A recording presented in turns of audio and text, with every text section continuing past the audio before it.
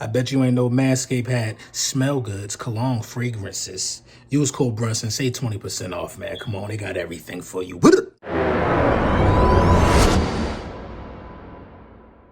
Yeah. Lil Brunson back at you with the back at you, and I am the best reporting on the Eagles. Listen, we're going to talk about it, man.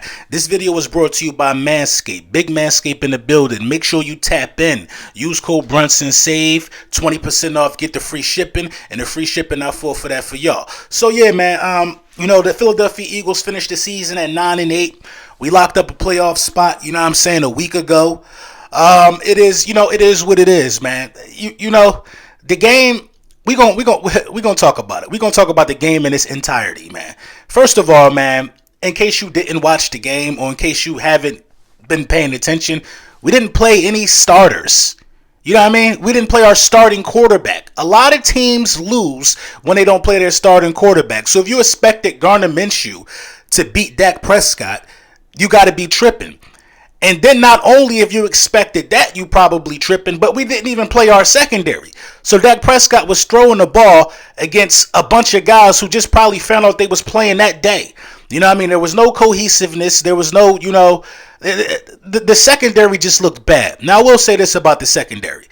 I expected them to be way more prepared than that. You know what I'm saying? Maybe we found out that they was playing late, closer to game time. They should have already known. They have meetings all week. They should have been way more connected, and they should have been, the mission for Jacoby Stevenson, Kayvon Wallace, and guys like that is to be able to put out good film. You got to be able to put out good film and keep your stock high if you want to keep a paycheck in this profession. They did not do that. I don't know what's going on with Kayvon Wallace, but the development don't seem to be there. Jacoby Stevenson, yeah, technically still a rookie, didn't get a lot of playing time. It is what it is, though.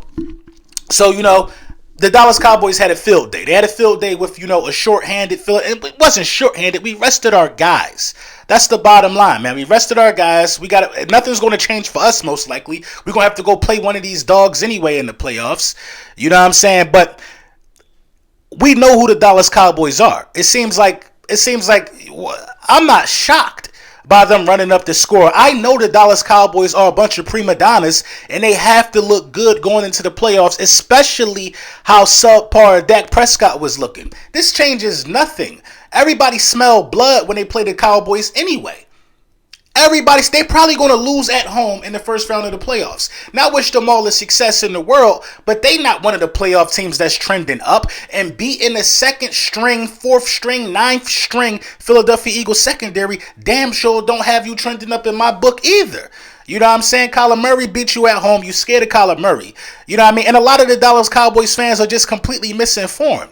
Listen, for those who you know, man, hit me up on Twitter at @Lord_Brunson. I tweet a lot about the games, a lot about the Philadelphia Eagles games, because I really don't do commentary during the games. I like to sit back and watch the games and give my thoughts before, after, during the week, stuff like that. It's Cowboys fans who thought that they actually were playing for a bye. It's Cowboys fans who thought that a second bye exists this year. It does not exist. So in actuality, what were you really going that hard for? Now, I'm not going to blame them for playing their starters because they wanted to get Zeke his 1,000 yards. Got it. Dak Prescott, threw the 5 touchdowns that he needed to become, the Dallas Cowboys quarterback with the most touchdown passes in a season. Got it. See, they like stuff like that. But we do too. We went out there and made sure Devontae Smith broke Deshaun Jackson's rookie receiving record. I mean, we actually owed that to Devontae Smith if you want to be for real. You know what I mean? The offense, and that's another notch on the belt for this offense. We didn't play Fletcher Cox. There's so many guys we didn't play. We didn't play Josh Sweat. We didn't play Darius Slay. What did y'all expect? You know what I mean? It is what it is, man. I'm not really upset about the loss. I'm upset about the preparation that was displayed. Period. You got to be more prepared than that, because a fan base with a weak ego and a weak, fragile mind state, which can be the Philadelphia Eagles at times. You know what I mean? We're going to talk about losing, knowing we didn't play our starters all week. We got playoffs to get ready for. But knowing how fragile the mind state of the fan base can be at times, you got to go out there and finish the season on a stronger note. You got to finish the season on a stronger note. I'm not going to say they laid down. They just played dudes who haven't played all year. They went out there with I think they went out there with a preseason playbook. You know what I mean? They went out there with a preseason playbook. And Gardner Minshew didn't do his stock any good either, for real, if you asking me. You know what I mean? We lucked up by scoring on the first drive because we always like to talk about the almost pick when it comes to Jalen Hurts. They dropped the interception Gardner Minshew threw, and Devontae Smith was able to clean it up. You know what I mean? Jalen Hurts has had games like, Minshew has had before. You know what I mean? Under 200 yards passing, a couple touchdowns. But the difference is Hurts would have 65 to 70 rushing yards and a rushing touchdown to boot. So you saw firsthand why having a dual threat quarterback is way more valuable than having this pure pocket passer. When the pocket collapsed and he tried to run, his legs was moving fast. I ain't gonna lie. Minshew's legs was moving fast, but he was getting 2 yards. He has no escapability. He can't throw on the run. On the 3rd and 8, when your legs can be a threat as a quarterback, you have the defense in the bind. Minshew does not have that power over any defense in the National Football League. And how dare he go ask the coaches what is it going to take to become the starting quarterback of the Philadelphia Eagles? You don't have the skill set. We got a guy with a better skill set. That's just the bottom line. You know what I mean? Minshew looked defeated in the 3rd quarter. You know what I mean? And the wide receiver room didn't do it. Listen, Arcega-Whiteside and Jalen Reagor, we can't make no excuses for them guys anymore.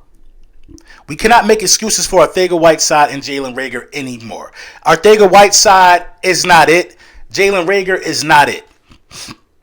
That's the bottom line. Jalen Reagor is not it. Every time this coaching staff decides to throw a screen to Jalen Reagor, a bubble screen, a wide receiver screen to Jalen Reagor instead of Quez Watkins, it's a slap in the face of Quez Watkins. Going into the playoffs, Quez Watkins and Jalen Reagor need to switch roles.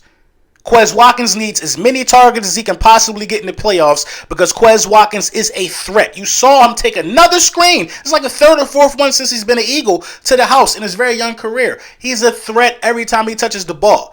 Jalen Reagor is not a threat every time he touches the ball. Chalk it up. It was a high draft pick. It is what it is.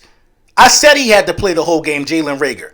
I said the wide receivers got to play because they still are in a developing situation. I said this before the game, but Jalen Reagor did not put on impressive tape. And Gardner Minshew didn't put on impressive tape. Trayvon Diggs didn't play or Micah Parsons didn't play. In a way, we went up against a handicapped defense too. They had a lot of guys that they put on the field that, we could have been able to take advantage of. I mean, I didn't even see Minshew even attempt a deep pass. I mean, what was he afraid of? The game was on the line. I mean, you could have still made something shake. You know what I mean? But like I said, man, we got some well needed rest that I feel like we needed. You know what I mean? But you got these guys coming out the woodworks now. Now you got Orlando Scandrick. Orlando Scandrick is low key just like, we just rent free in his head. I ain't got nothing bad personally to say about the guy. I'm gonna always keep it professional, but you gotta stop acting like a noodle. Orlando. You gonna tweet that we resting players like we going somewhere. We going to the playoffs. That's nowhere now. You realize that the Eagles and the Dallas Cowboys are 0-0 after this week. After today, we're 0-0 and both in the playoffs. You do realize that, right? Now we're not gonna sit here and downgrade what a playoff berth means. We're not gonna sit here and do that. And Orlando, what have you done for the Dallas Cowboys? Who retired your jersey? Where's your jersey retired that you put in work for any franchise? You just mad that we cut you, bro. It's time for you to let that hurt go and move on with your life. You mad about a lot of things probably. You embarrassed yourself going on the show with Skip and all of them. Shannon barking on you, telling you that you part of the problem being buns in Philly. You got cut. Then you try to disrespect Malcolm, who is a legend in this city. You ain't a legend in no city. So cut the boo-boo out, bro. Like, what you be talking about on Twitter? It's just crazy to me, man. It's crazy to me. Listen, the Dallas Cowboys needed to do that. They had to put a good game together like this, no matter against who they play with, because they have a fragile ego. They have to go into this postseason putting their best foot forward. They got to look good. They got to look scary. But everybody know they're not scary. That's the bottom line, man, when it comes down to this game. I'm not upset about what transpired. I'm not upset about the Dallas Cowboys putting up 50. All that do is help those guys negotiate contracts, because we all know that they not winning the Super Bowl. They probably not going to the NFC Championship game for the 27th straight season. You know what I'm saying? It is what it is. I'm not upset about the Dallas Cowboys, man. I'm not upset. If we would have played our starters, we all know that game would have been different on the scoreboard. I'm not going to guarantee no victory, but we know it would have been different. I mean, it is what it is, though, man. The Philadelphia Eagles will find out who they playing. You know what I'm saying? After tonight, we're going to have a clear picture of it, a clear indication of it. But as of right now, it look like we lined up with the Rams, and we just ready to get our playoff game on, man. It is what it is, man. Let me know what y'all think in the comments, man. But, you know, I really, really, truly believe that we should have did a better job in preparing our guys. And that is what it is, man. You just can't let nobody come in there and do what they want to do with you at home, no matter who playing. Them guys are professional athletes. They should have put a way better foot forward than that. And that's what I'm going to leave it at, man.